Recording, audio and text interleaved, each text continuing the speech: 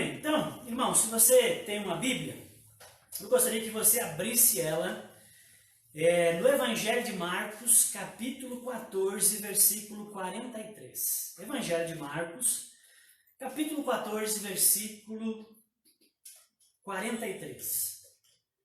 O tema dessa mensagem, que está dentro de uma série maior que nós estamos fazendo no Evangelho de Marcos, que é Jesus, sua vida dá sentido à nossa vida, mas o tema dessa mensagem é o reino de Deus e a realidade invertida. O reino de Deus e a realidade invertida. Marcos 14, vamos ler do 43 ao 52, ok?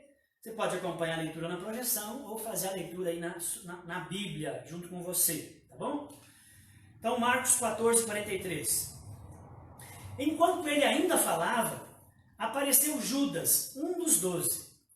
Com ele estava uma multidão armada de espadas e varas, enviada pelo chefe dos sacerdotes, mestre da lei e líderes religiosos. O traidor havia combinado um sinal com eles. Aquele a quem eu saudar com um beijo é ele. Prendam-no e levam-no em segurança. Dirigindo-se imediatamente a Jesus, Judas disse: Mestre, e o beijou. Os homens então agarraram Jesus e o prenderam. Então um dos que estavam por perto puxou a espada e feriu o servo do sumo sacerdote, decepando-lhe a orelha. Disse Jesus: Estou eu chefiando alguma rebelião para que vocês venham me prender com espadas e varas? Todos os dias eu estive com vocês ensinando no templo e vocês não me prenderam. Mas as escrituras precisam ser cumpridas. Então, todos o abandonaram e fugiram. Um jovem, vestindo apenas um lençol de linho, estava seguindo Jesus. Quando tentaram prendê-lo, ele fugiu nu, deixando o lençol para trás. Bom, nós estamos por assim dizer, no capítulo final da vida e do ministério de Jesus.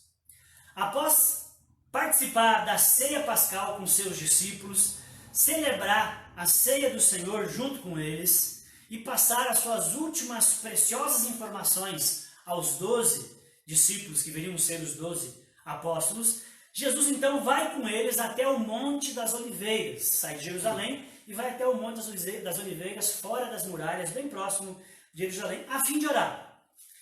Porque Jesus sabia que a sua hora estava próxima. E ele estava muito angustiado com o que viria a acontecer. Lembre, já é madrugada da sexta-feira santa, o dia que o nosso Senhor foi crucificado, morreu na cruz. O verso 43 que nós acabamos de ler, diz que ao final desse período de oração, que Jesus foi para o Monte das Oliveiras para orar, ao final desse período, chega Judas com um grupo de guardas e pessoas do templo, responsáveis pela religião, pelo templo. E todos estão armados de espada e porretes e eles vêm para prender Jesus. O versículo 45 diz então que Judas se aproxima de Jesus e dá um beijo em Jesus. Nós estamos num ambiente penumbro, escuro. Então ele dá um beijo em Jesus. Porque este era o sinal, esta era a deixa combinada com os guardas. Aquele quem eu beijar é Jesus. E aí vocês podem prendê-lo. O versículo 46 diz que assim que ele fez isso, os guardas então agarraram e prenderam Jesus, manietaram Jesus. Nesse mesmo momento que Jesus está sendo preso, um dos 12, um dos discípulos de Jesus, reage e corta a orelha do servo do sumo sacerdote com a sua espada. Marcos, quem escreve esse evangelho que nós lemos, Marcos não diz quem fez isso. Mas João, no seu evangelho, diz que foi Pedro. Evangelho de João, capítulo 18, versículo 10. E após Pedro então ter feito isso, Jesus milagrosamente pega e cola de volta a orelha do servo do sumo sacerdote. E então reconhece que a sua prisão e essas coisas que estavam acontecendo era necessário acontecer para que as Escrituras se cumprissem, para que as profecias a respeito desse momento se realizassem. E então no versículo 50, os discípulos, depois que Jesus foi preso, os discípulos assustados, todos eles, fogem para salvar as suas vidas. E o versículo 52 fala que inclusive um jovem que estava acompanhando Jesus, naquele momento com os seus discípulos, e estava coberto apenas de um lençol. Quando os guardas tentaram agarrá-lo, segurar o lençol e ele deixa o lençol para trás e sai correndo. Mas esse jovem só estava com o lençol. E a Bíblia diz que ele saiu correndo peladão, nu. Timothy Keller, um autor que eu gosto muito, os irmãos já devem ter percebido, porque volta e meia eu cito ele aqui. Timothy Keller, em seu livro A Cruz do Rei, comentando essa passagem, ele sugere uma ilustração que eu tentei montar aqui na apresentação.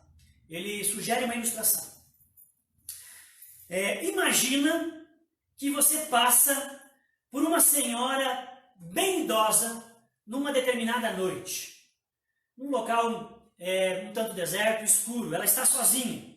E ela está carregando uma bolsa bastante chamativa ou convidativa. De repente, lhe vem o pensamento que seria extremamente fácil para você atacar essa senhora idosa, essa velhinha, e tomar-lhe a bolsa. Mas é claro que você não faz isso. Por que não? Por que você não faz isso? Há duas respostas possíveis para essa pergunta, diz Timothy Keller. A primeira resposta é a resposta de uma cultura pautada na honra e na vergonha.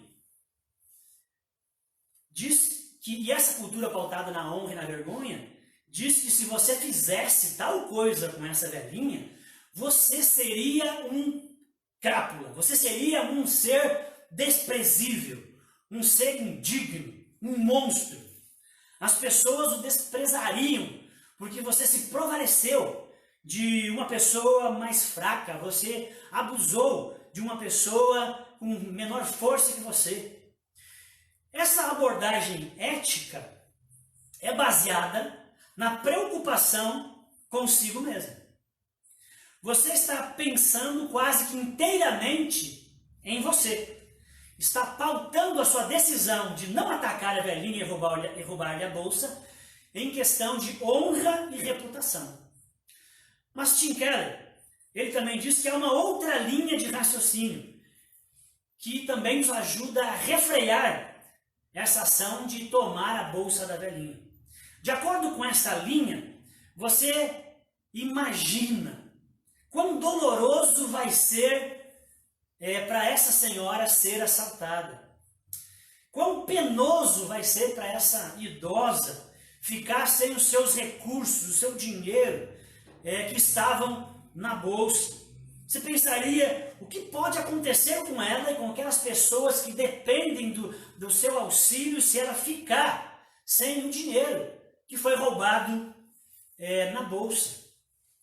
Essa é uma ética que preocupa-se com o outro, bem diferente da outra linha que eu acabei de falar.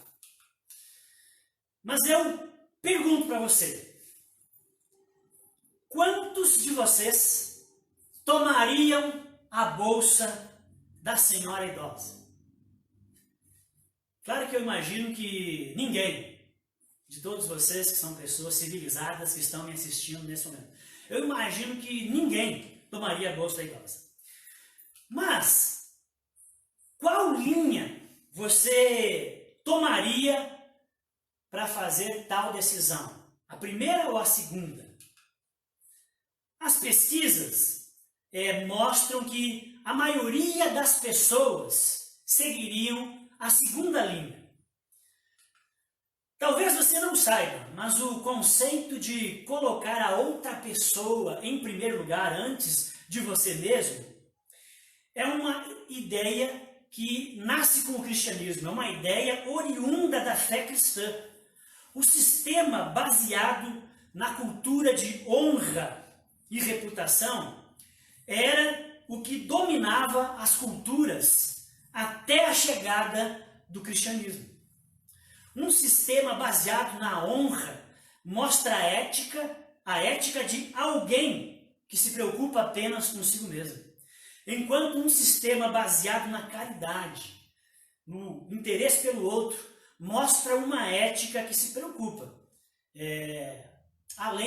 com o outro além de você mesmo. O que nós vemos hoje em dia em nossa sociedade, no mundo em que nós vivemos, é que há um forte discurso contra o cristianismo. Há uma forte animosidade com aqueles que professam a fé no Senhor. Mas Timothy Keller, no livro, também diz que, na verdade, essa animosidade e esse discurso contra o cristianismo é apenas de boca para fora. Porque, na prática, essas pessoas que têm um sentimento ruim com a fé cristã, na prática, o anseio do coração dessas pessoas, no fundo, não é um anseio contra o cristianismo, mas é um anseio por mais cristianismo. Ou, no mínimo, um anseio por encontrar uma vertente mais pura dessa fé cristã. Os valores e os princípios do reino de Deus, ensinados por Jesus e propagado pelos seus seguidores ao longo dos séculos, ainda exercem grande influência sobre a sociedade ocidental, a sociedade contemporânea. Graças a Deus, e eu acredito que é por isso que a nossa sociedade ainda não evoluiu. Por todo o Evangelho de Marcos, que estamos quase terminando de expor aqui nessas pregações, no domingo, na Igreja Fé e Vida, por quase todo o Evangelho de Marcos e também nos demais evangelhos, Jesus ensina sobre o reino de Deus, ou o reino dos céus, e também sobre o reino desse mundo. Essas duas temáticas ocupam muito do ensino de Jesus. Timothy Keller diz que um reino é uma forma de organização, ou uma forma de organizar as coisas para que elas funcionem bem. Então isso é um reino, uma forma de organizar as coisas para que elas funcionem bem.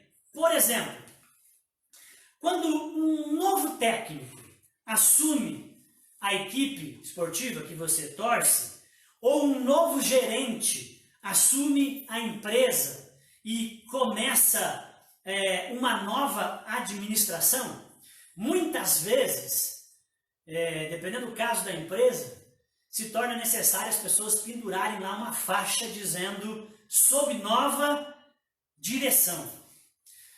Estar sob nova direção significa que as coisas agora serão diferentes. Há uma nova ordem para as coisas serem feitas. Há um novo conjunto de valores e princípios e prioridades que vão nortear e reger essa empresa. A velha ordem ficou para trás, foi abolida, e a nova ordem foi instituída. O reino de Deus é essa nova ordem no mundo. Sua lista de valores, de prioridades e de princípios estão cheias no Novo Testamento, mas de uma maneira bastante clara, talvez a melhor registro tão claro de uma lista de valores a gente pode encontrar nas bem-aventuranças que nós encontramos no Evangelho de Mateus, capítulo 5, ou no Evangelho de Lucas, no capítulo 6. Ali está um belo exemplo de uma lista de valores do reino de Deus, essa nova ordem estabelecida sobre o mundo. O que percebemos então em nossa sociedade é que existe uma inversão de valores.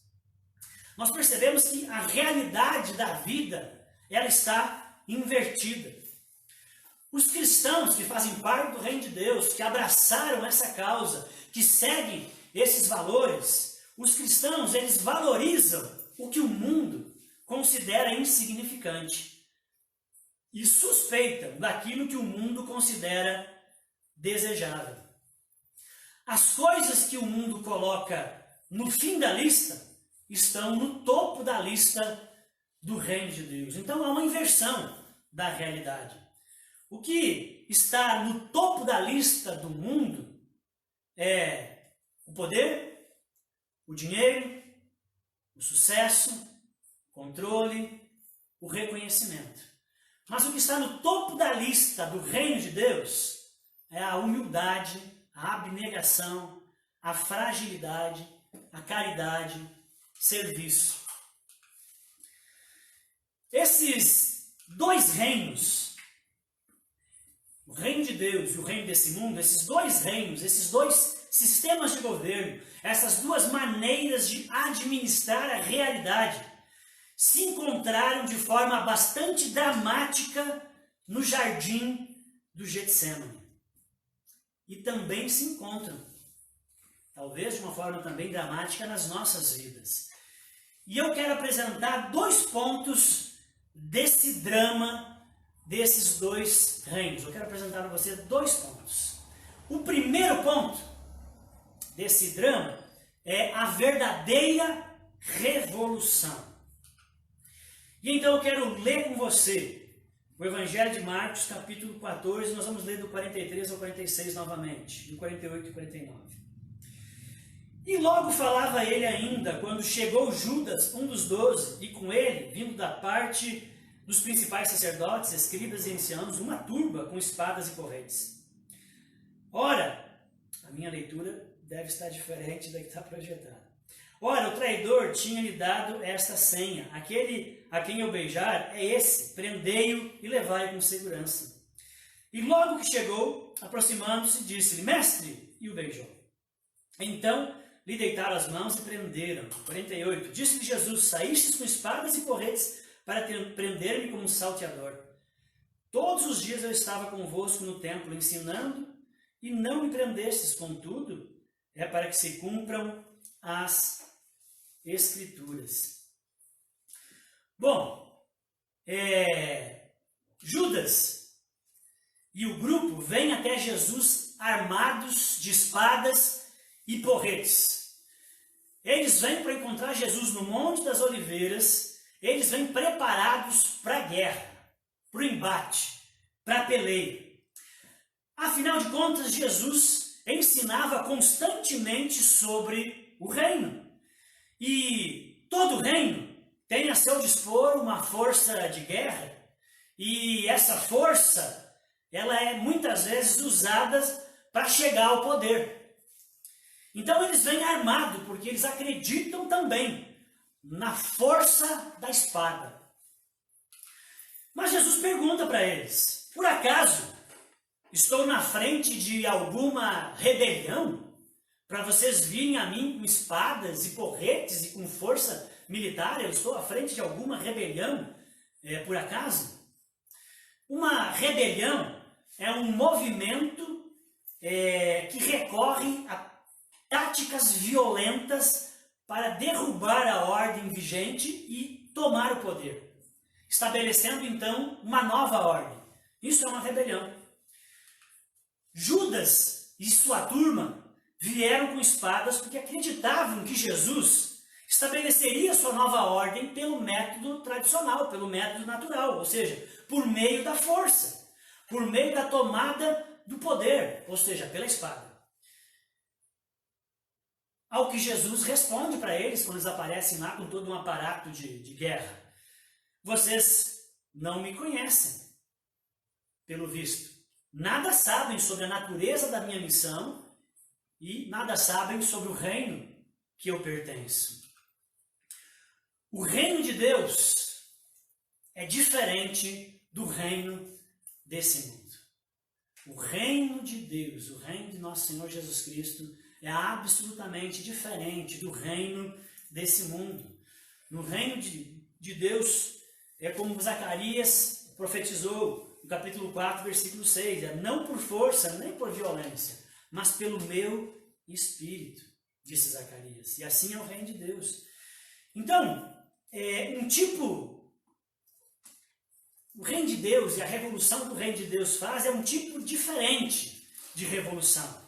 Eu posso dizer que o que Jesus fez foi e é a maior revolução que a história humana já viu. Porque as revoluções desse mundo, normalmente, elas mantêm os mesmos valores no topo da lista. Troca-se um grupo que está no poder, mas os mesmos valores permanecem. Não é uma revolução de verdade. São só de fachada. O dinheiro, o poder, o controle, a política estão sempre em primeiro lugar. Jesus não estava colocando um novo grupo de pessoas no poder. Ele estava trazendo uma nova forma, totalmente diferente de administrar a realidade, que é o reino de Deus. Mas Judas não foi, pelo jeito, o único que não compreendia o reino de Deus. Marcos fala de um dos que estavam com Jesus lá, no Monte das Oliveiras, naquela noite. E Marcos diz que, no versículo 47, que ele tomou a sua espada e decepou a orelha do servo do sumo sacerdote no momento que estavam agarrando Jesus. João disse que era Pedro. Então, Pedro, que teria cometido esse ato, Pedro, ele andou com Jesus, lembra? Ele é um homem que andou 3 anos com Jesus, esteve todos os momentos com Jesus. Ele ouviu os ensinos preciosos de Jesus, experimentou as realidades do reino de Deus e as verdades daquilo que Jesus pregava a respeito do reino. Mas na hora da crise, na hora do aperto, da pressão, qual foi a sua reação? Sua reação foi sacar a espada e apelar para a força. Interessante o nosso irmão Pedro. Irmãos, você não percebe alguma familiaridade? Não é mera semelhança. Infelizmente, somos muito parecidos com Pedro. Dizemos que somos pessoas civilizadas, pessoas da paz. Somos favoráveis à justiça, favoráveis à equidade, somos do bem. Mas na crise, na tensão, no calor do momento, sempre puxamos a espada. E acabamos decepando a orelha de alguém, do nosso próximo, do nosso cônjuge, do nosso irmão, do pastor. Cantamos e falamos do reino de Deus, mas seguimos a ordem do reino desse mundo. Temos a espada na mão, a espada no topo da lista, junto também com o valor extremo ao dinheiro, poder, sucesso e reconhecimento. Lamentavelmente. Mas Jesus está dizendo para Pedro, para todos aqueles que estavam ali naquele momento, e também para todos nós, o meu reino é completamente diferente. E é deste modo que eu vou fazer a revolução, que eu vou mudar as coisas. Eu colocarei os outros em primeiro lugar antes de mim mesmo. Eu amarei os meus inimigos. Eu orarei pelos que me perseguem. Eu não vou pagar o mal com o mal, mas eu vou pagar o mal com o bem.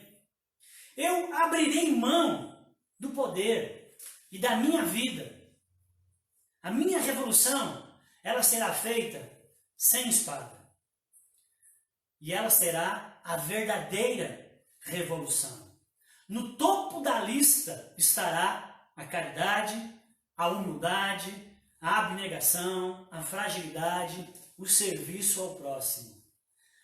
Não será só de fachada, porque não será apenas um novo grupo assumindo o poder, mas será novos homens ressurgindo, uma nova humanidade, uma nova sociedade, um novo céu e uma nova terra. Queridos, eu agora então quero levar aqui vocês ao segundo ponto desse drama do encontro desses dois reinos no jardim do Getsemane. E o segundo ponto é a revolução invertida. O primeiro é a verdadeira revolução. O segundo é a revolução invertida.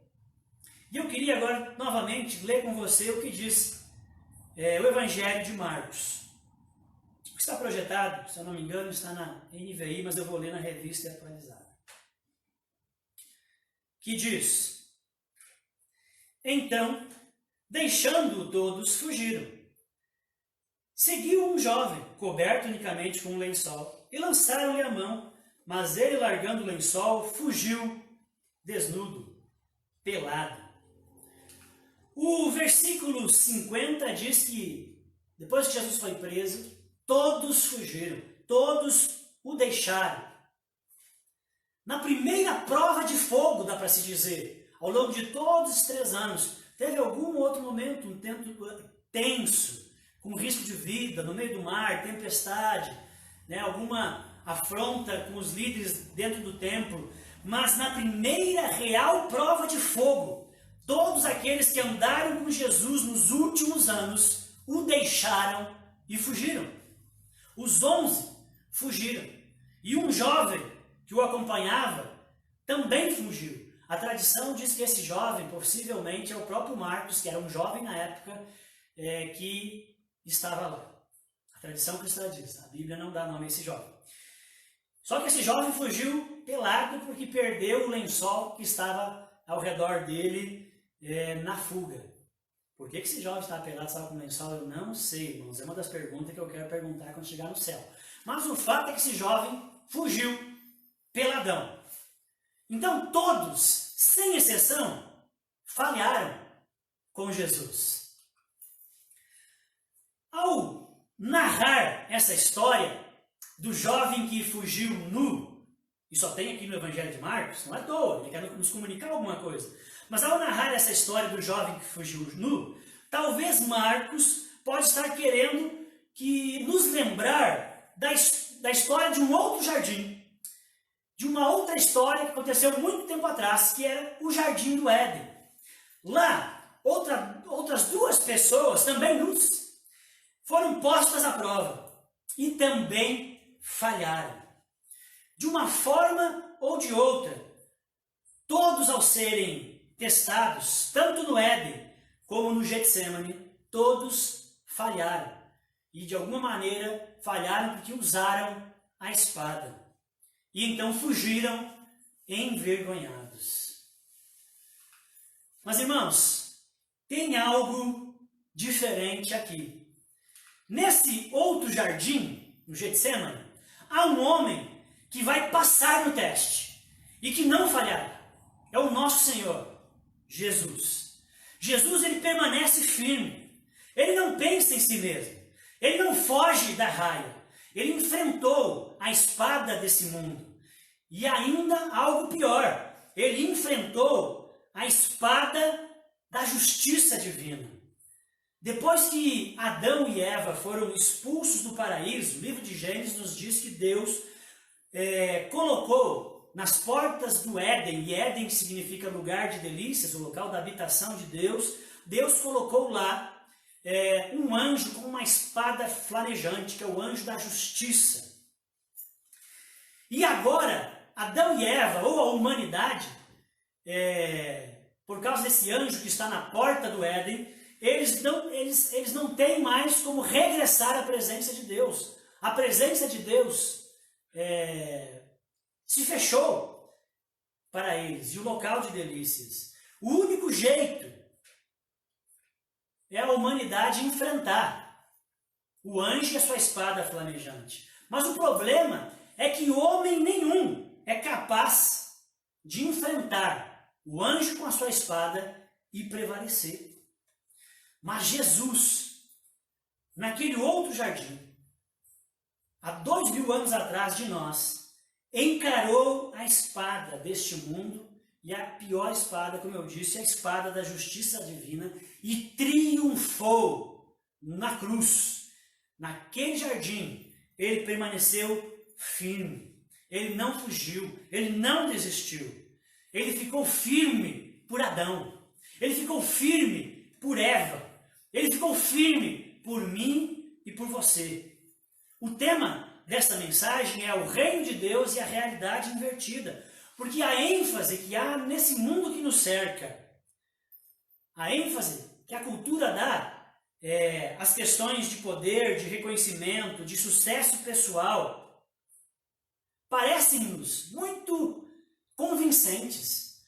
Parece ser o certo, o caminho a ser trilhado. Enquanto que a abordagem do reino de Deus ensinada por Jesus, voltada ao serviço, ao altruísmo, ao sacrifício, à abnegação, parece antinatural. Parece até um tanto impossível de ser praticado.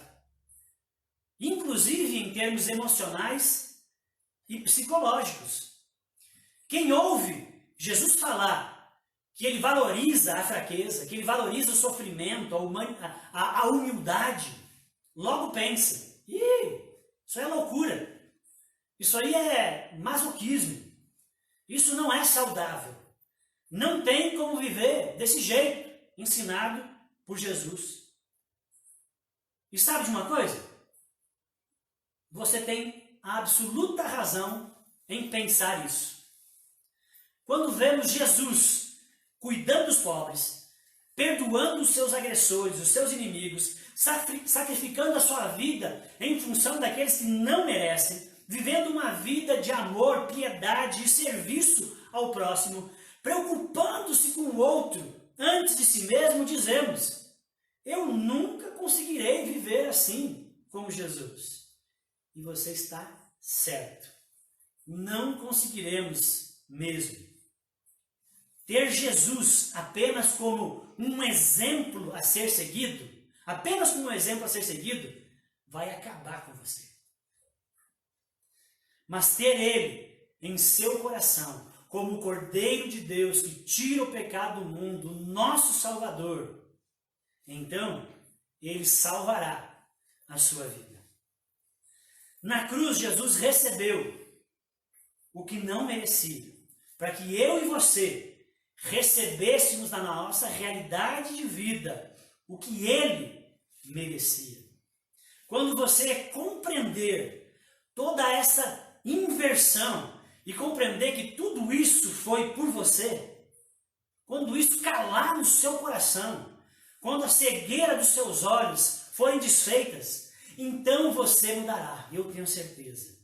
Quem vive segundo a lógica desse mundo, nós sabemos que faz qualquer coisa para estar por cima, para ter o controle, para estar no poder.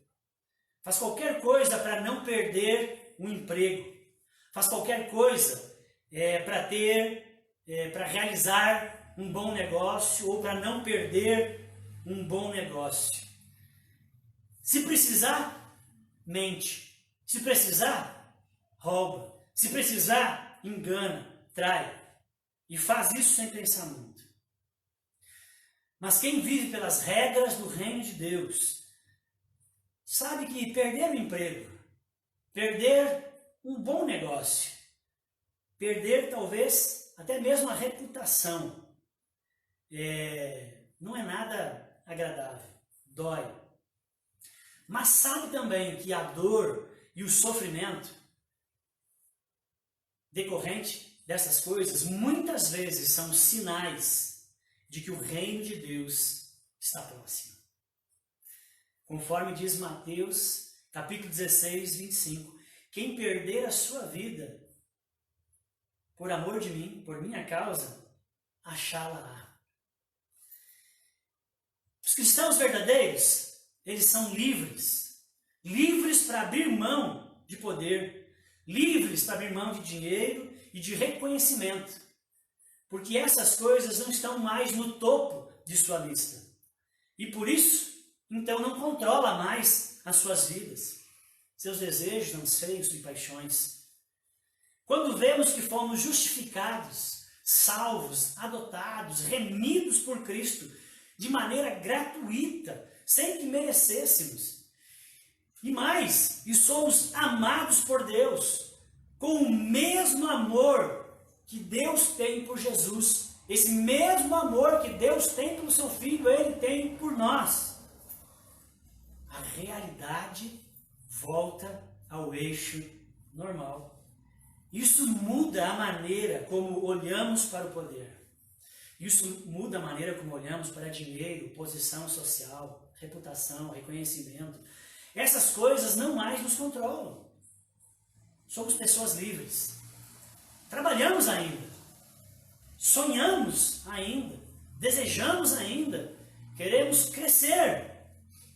Mas isso não mais nos define. A força que move esse mundo não é mais a força que move as nossas vidas. Sabe por quê? Porque a espada está perdendo a força na vida daqueles que pertencem a Cristo e estão debaixo do governo do reino de Deus. Porque o reino deste mundo está sendo substituído em seu coração e o reino de Deus está crescendo.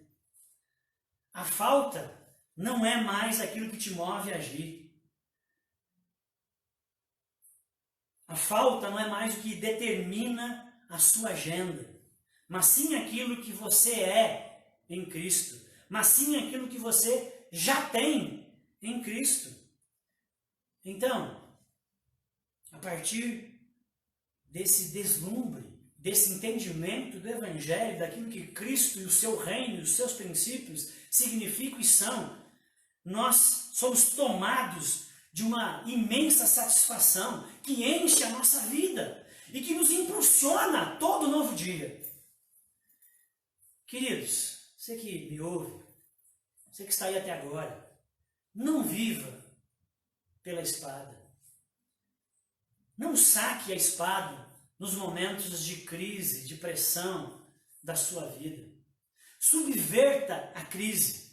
Vença o mundo com a sua fé, com a esperança e com o amor. Só o reino de Deus permanecerá de pé.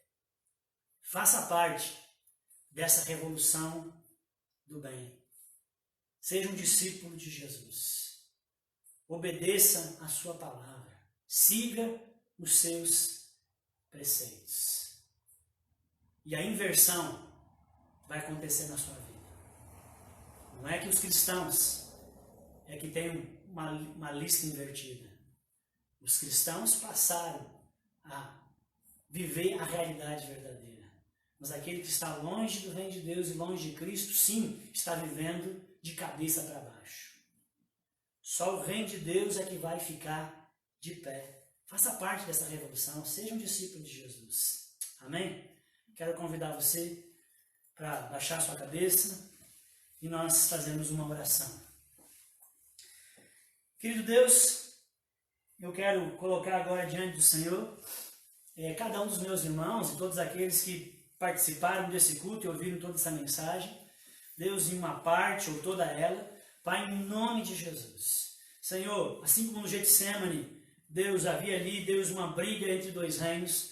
Deus, também muitas vezes, Senhor, há uma briga, uma disputa pelas nossas vidas. Deus, no reino de Deus e o reino desse mundo. Senhor, o reino desse mundo é mau, é podre, é detestável.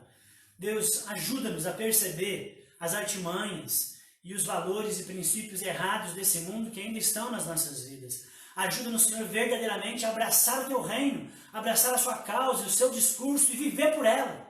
Deus, porque o Seu reino é que vai prevalecer. O Seu reino é infinitamente melhor.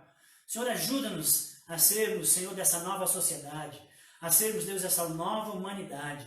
Ajuda-nos, Senhor, a ser bênção àqueles que precisam do abençoador. Em nome de Jesus, abençoa meus irmãos na sua vida espiritual. Abençoa os meus irmãos que estão abatidos, cansados, sendo achatados e oprimidos pelas realidades desse mundo caído. Ajuda-nos, Senhor, a experimentar e a viver antecipadamente as realidades do reino que já chegou, mas que um dia se manifestará plenamente. Deus, que nossa vida seja um reflexo, que brilhe a glória do Teu reino. Ajuda-nos, Santo Espírito de Deus, nas nossas incapacidades, na nossa fragilidade. Ajuda-nos, Senhor, a viver piedosamente e de maneira santa que glorifica o Teu nome.